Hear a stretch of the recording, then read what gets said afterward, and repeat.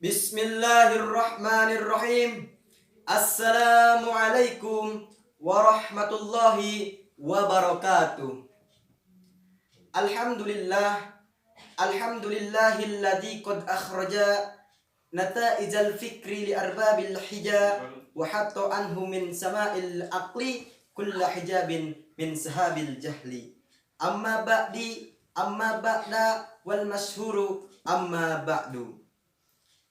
Pertama-tama yang paling utama, marilah kita panjatkan puja beserta rangkaian pujinya kehadirat Allah Subhanahu wa taala yang mana atas berkat kudrat dan iradatnya, berkat nikmat dan takdirnya Allah, saya bisa melaksanakan pidato di saat ini. Mudah-mudahan Allah berkahi. Amin ya Allah ya rabbal alamin. Amin. Amin ya Allah ya rabbal alamin. Salawat beserta rangkaian salam semoga tercurah limpahkan kepada Rasul yang gagah, yang tak pernah kalah, yang berakhlakul karimah, pengikis kebatilan, pendobrak kemaksiatan, yakni Kanjeng Nabi Muhammad sallallahu alaihi wasallam.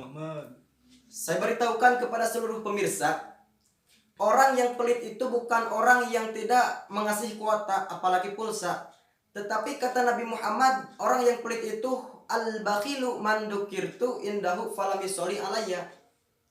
Orang yang pelit itu ketika ada yang menyebutkan ismuhu Muhammad, maka tidak bersolawat kepada kaula, kepada saya. Kata siapa? Kata Kanjeng Nabi Muhammad sallallahu alaihi wasallam. Maka ketika saya mengucapkan Kanjeng Nabi Muhammad, kalian pemirsa menjawab sallallahu alaihi wasallam. Dan tidak lupa kepada para keluarganya Nabi, kepada para sahabatnya Nabi, kepada para tabi'in, atba'ut tabi'in, dan mudah-mudahan sampai kepada kita selaku umatnya Nabi. Amin, amin ya Allah ya rabbal alamin. Amin. Perkenalkan, nama saya Muhammad Ihsan Abdul Bari, tetapi sering dipanggil Ari.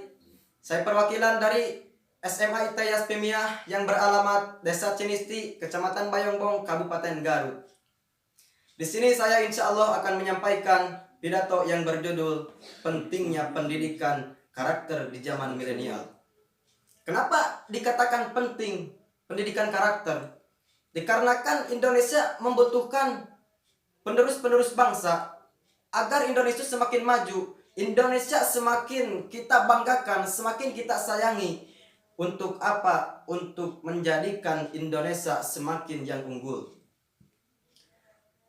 Pada intinya, karakter itu terbagi menjadi dua bagian. Yang pertama, syar'i, yang kedua khairi. Yang pertama, karakter syar'i ialah karakter yang jelek. Bagaimana karakter yang jelek? Ialah ketika diperintahnya oleh atasan tidak langsung berangkat. Itulah karakternya yang jelek. Maka tidak cocok untuk meneruskan pejabat-pejabat, untuk meneruskan jabatan yang tinggi di Indonesia. Maka jikalau yang cocok menjadi penerus di Indonesia ialah karakter-karakter yang baik. Barang siapa yang tidak mengetahui keburukan, maka ia akan terjerumus kepadanya. Dikatakan man lam ya'rif syarron waqa'a fihi. Barang siapa yang tidak mengetahui keburukannya, maka ia termasuk kepada keburukan tersebut. Allah juga berkata di dalam Quran surat An-Nisa ayat 9, A'udzu billahi minasyaitonir rajim. Bismillahirrahmanirrahim. Wal yahshal ladzina law taraku min khalfihim dzurriyyatan dhi'afan khafu 'alaihim.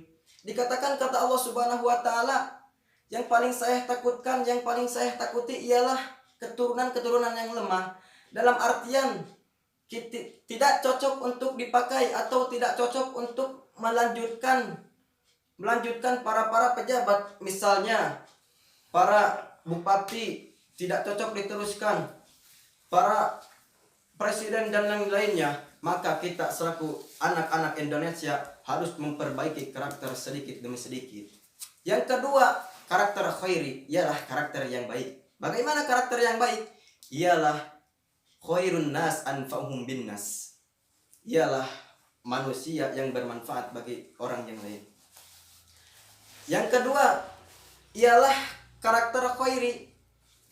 Bagaimana cara mengetahui kita termasuk karakter yang bagus, ialah kita harus tahu mana jejak kita yang sebenarnya.